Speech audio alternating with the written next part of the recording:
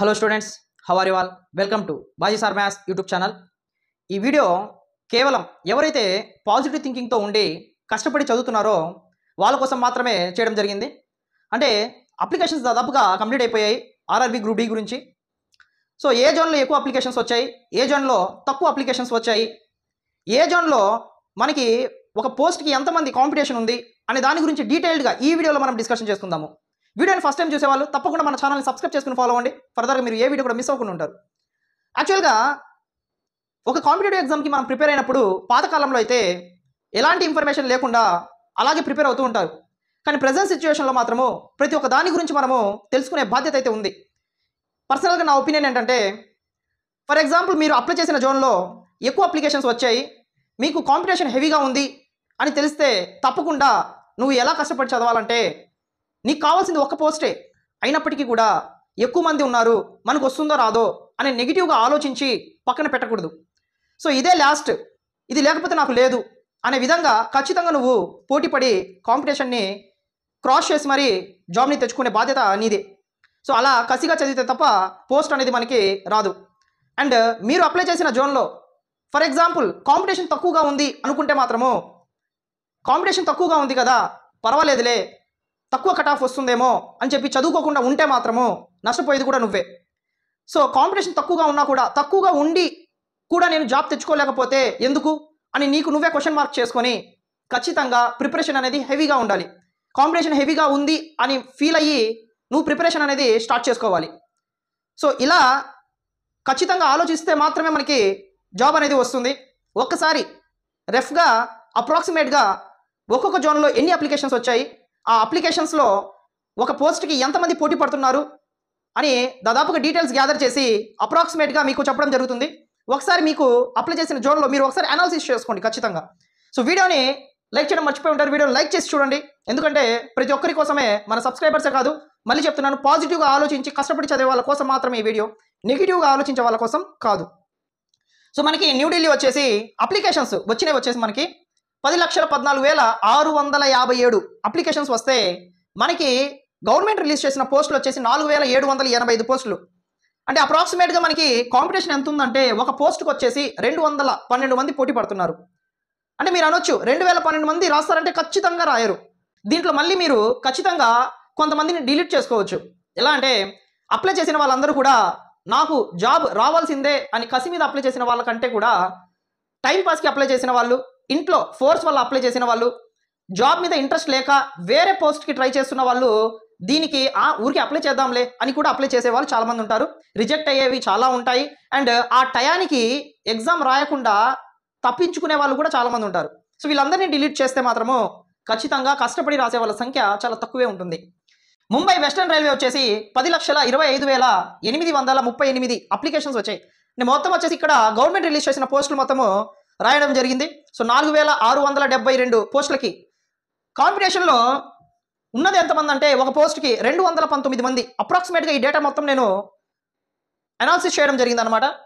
So Mumbai central railway వచ్చేసి 7,02,358 మంది applications చేశారు. అంటే అప్పుడు ఒక పోస్ట్కి వచ్చేసి నీకు 216 మంది కాంపిటీషన్లో ఉన్నట్లు. చెన్నై వచ్చేసి 7,61,225 మంది అప్లై చేస్తే ఇక్కడ వచ్చేసి నీకు చాలా తక్కువగా ఉంది. సో మన చెన్నై జోన్లో చాలామంది అప్లై చేస్తుంటారు కాబట్టి 282 మాత్రమే ఉన్నాయమ్మా. సో తర్వాత వచ్చేసి మనకి గువాహతి వచ్చేసి 7,50,136 అప్లికేషన్స్కి ఎంతమంది పోటీ పడుతున్నారు అంటే, ఒక పోస్ట్కి 366 మంది పోటీ పడుతున్నారు. అండ్ ప్రయాగ్రాజ్ వచ్చేసి 7,89,458 అప్లికేషన్స్ ఉంటే ఇక్కడ పోటీ పడే వారి సంఖ్య వచ్చేసి 390 మంది.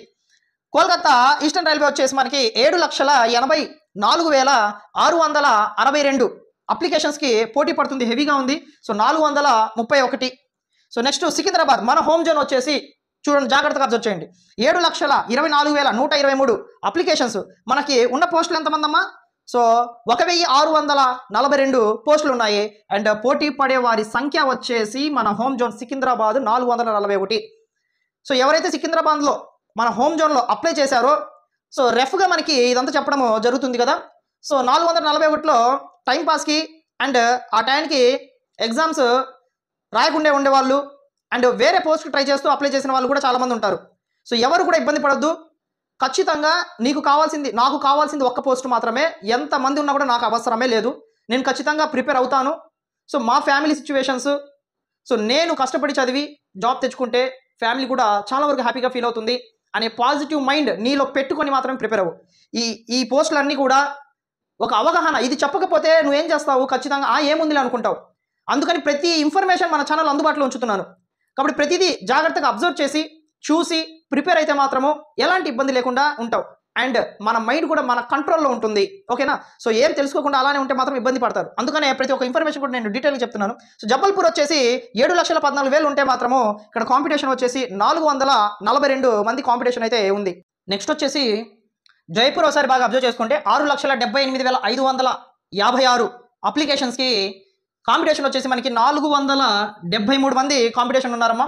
సో జోరాపూర్ వచ్చేసి 6,24,616 అప్లికేషన్స్కి 304 మంది, అంటే ఒక పోస్ట్కి వచ్చేసి 304 మంది పోటీ పడుతున్నారు. బిలాస్పూర్ వచ్చేసి 5,99,123 అప్లికేషన్స్కి ఎంతమంది అంటే పోటీ పడుతుంది? 448 మంది పోటీ పడుతున్నారు. అండ్ కోల్కతా ఎస్ఆర్ వచ్చేసి 4,25,802 అప్లికేషన్స్ గవర్నమెంట్ రిలీజ్ చేసింది వచ్చేసి 1,044 పోస్టులకి ఎంతమంది పోటీ పడుతున్నారంటే 407 మంది పోటీ పడుతున్నారు.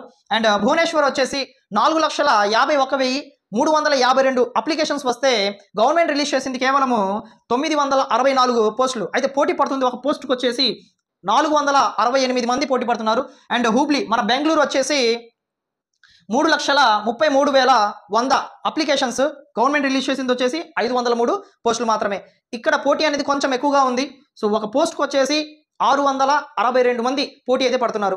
సో ఓవరాల్గా మీరు బాగా అబ్జర్వ్ చేసుకుంటే వాళ్ళు ఎక్కువగా అప్లై చేసేది 1 సికింద్రాబాద్, 2 చెన్నై, 3 వచ్చేసి బెంగళూరు. సో మనకి సికింద్రాబాద్ వచ్చేసి ఒక పోస్ట్కి ఎంతమంది ఉన్నారు? 441 మంది పోటీ పడుతున్నారు. అండ్ హూబ్లీ బెంగళూరు వచ్చేసి మనకి 662 మంది పోటీ పడుతున్నారు. అండ్ చెన్నై వచ్చేసి మనకి 282 మంది పోటీ పడుతున్నారు. మ్యాక్సిమము మన వాళ్ళందరూ ఈ 3 ఎక్కువగా అప్లై చేసే జోన్స్. సో దీంట్లో ఒకసారి బాగా అబ్జర్వ్ చేస్తే మీకు క్లారిటీ ఇస్తాను చూడండి. సో కొంచెం ఎక్కువగా ఉంది మాత్రం మనకి బెంగళూరు 662, చెన్నై వచ్చేసి 282, అండ్ మీడియం రేంజ్లో సికింద్రాబాద్ ఉంది 441. ఫర్ ఎగ్జాంపుల్ నువ్వు చెన్నైలో అప్లై చేసావు అనుకుందాం. అప్లై చేసినప్పుడు నేను మళ్ళీ చెప్తున్నాను, గుర్తుపెట్టుకో, తక్కువ కాంపిటీషన్ ఉంది, ఏముందిలే జాబ్ వచ్చేస్తుంది అని అనుకుంటే మాత్రం చాలా పొరపాటు పడతావు. ఖచ్చితంగా తక్కువ మనకి ఉంది పోటీ అనేది. ఈ తక్కువ పోటీలో కూడా నేను కొట్టకపోతే ఇంకా ఎందుకు చెప్పు అని నీకు నువ్వే క్వశ్చన్ చేసుకొని ఖచ్చితంగా ప్రిపరేషన్ అనేది గట్టిగా ఉండాలి. ముందే చెప్తున్నాను, బాగా ప్రిపేర్ అవ్వు. సో ఇక్కడ బెంగళూరులో 662 ఎక్కువగా పోటీ ఉంది. కాబట్టి ఎక్కువ పోటీ ఉంది, మనకి వస్తుందా అనే క్వశ్చన్ మార్క్ నీ మైండ్లో 1% కూడా రాకూడదు. ఎందుకంటే దీంట్లో రాయని వాళ్ళు చాలామంది ఉంటారు. వాళ్ళందరినీ తీసేసిన తర్వాత నీకు కావాల్సింది ఒక పోస్టే. ఎంతమంది పోటీలో ఉన్నా కూడా నా ప్రిపరేషన్ గట్టిది, నేను గట్టిగా ప్రిపేర్ అవుతున్నాను కాబట్టి ఎంతమంది ఉన్నా నాకు అవసరం లేదు, నేను మాత్రం ఖచ్చితంగా నాకు కావాల్సిన పోస్ట్ నేను కొట్టుకుంటాననే కాన్ఫిడెంట్ లెవెల్స్ నీలో ఉండాలి. గుర్తుపెట్టుకో, ఎప్పుడు కూడా భయపడకూడదు, ఖచ్చితంగా మంచిగా ప్రిపేర్ అవ్వు. అండ్ సికింద్రాబాద్ కూడా దాదాపుగా 440 మంది, 441 మంది అంటే నాట్ బ్యాడ్, కొంచెము మీడియం రేంజ్లో ఉంది పోటీ అనేది. సో ఇక్కడ కూడా మన హోమ్ జోన్లో ఎవరైతే అప్లై చేశారో వాళ్ళు కూడా గట్టిగా ప్రిపేర్ అవ్వండి. సో ఎవరు కూడా కాన్ఫిడెంట్ లెవెల్స్ని పోగొట్టుకోకూడదు. సో ఇలాంటి ఇన్ఫర్మేషనే కాదు.